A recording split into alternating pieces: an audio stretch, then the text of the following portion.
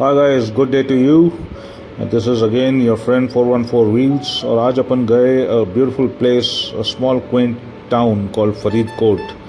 Originally it was called Mokalhar or Mokhalpur and it was founded by Raja Mokalsi in the 13th century और बाद में इसका नाम फरीदकोट रखा गया to honor the revered Sufi saint Baba Farid. So guys, Faridkot एक रियासत भी होती थी. महाराजा ऑफ फरीदकोट थे, the last Maharaja of Faridkot, जिनका नाम था हरिंदर सिंह बरार, और उनको एक बहुत अच्छा शौक़ था, वो था एविएशन का. महाराजा ऑफ पटियाला और महाराजा ऑफ फरीदकोट, ये दो महाराजा थे जिनको एविएशन का शौक़ था और इनके अपने प्राइवेट प्लेन्स होते थे. They had a proper good fleet.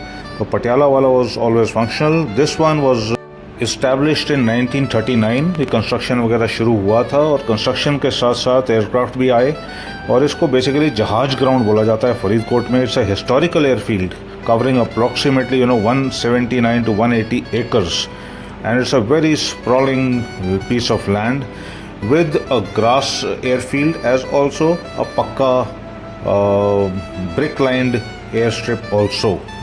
तो इसके बारे में मैंने सुना तो था, तो we made a trip to Faridkot and वहाँ पर एक बहुत ही बड़ा there is a sprawling hangar we saw in जहाज ground that houses the neglected vintage aircraft जो महाराजा हरिंदर सिंह बरार के पर्सनल फ्लीट के थे. इन इम्पोर्टेड प्लेन्स जो इम्पोर्टेड प्लेन्स हैं, they have been brought from 1930s to 1940s and इनके models हैं. One is Percival Proctor, Stinson Sentinel और एक फेयरचाइल्ड F-24W.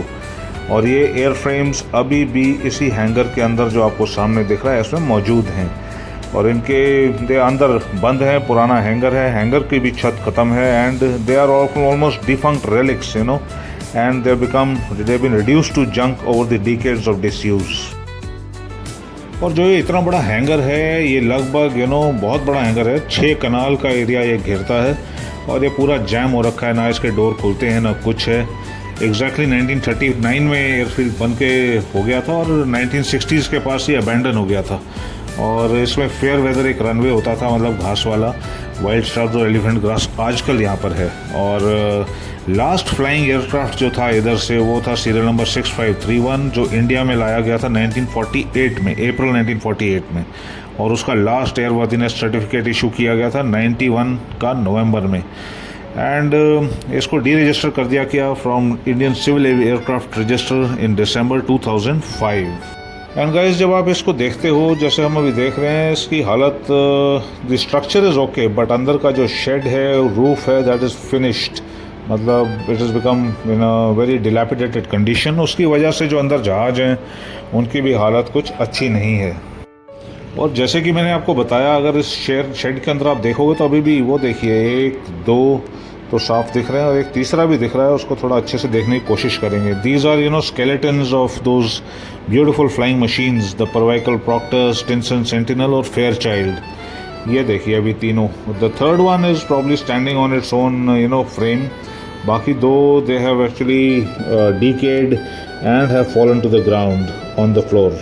इनमें से जो एक एयरक्राफ्ट था माइल्स जेमिनी M65, ये महाराजा खेवल जी ट्रस्ट की ओनरशिप का था एंड इसका जो नंबर था 6531, ये यहाँ पर वैसे नहीं है. ये बाकी 3 तो यहाँ पर मुझे दिख गए.